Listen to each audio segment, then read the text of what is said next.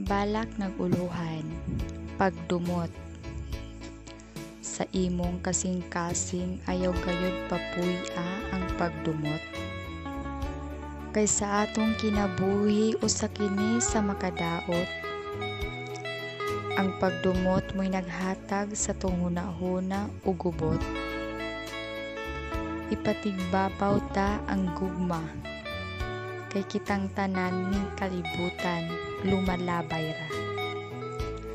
Aron sa tong pagpakabuhi kanunay malipayon.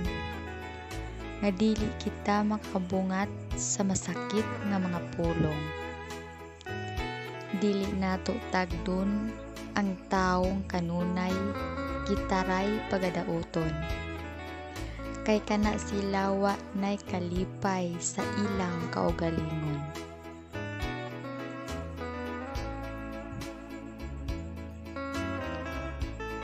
Kay ang pagdumot makawala kini sa maayong relasyon.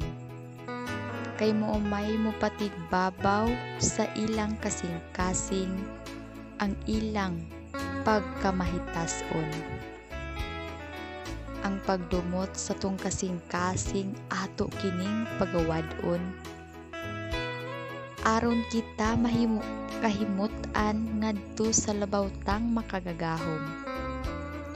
Kaanindot unta kung kitang tanan puno sa pagminahalay. Maangkon unta nato ang pagpakabuhi nga malinawon ug hapsay. Apan managlahi man ang kinaiyahan sa katawhan. Maong lisod kaayo ang maangkon ta ang kalinaw sa kalibutan. Kay ang pagdumot pirmi man sa atong dughan. Bisan gamay lang nga pagpasakit lisod na nato nga makalimtan. Kinimbalak naguluhan, pagdumot.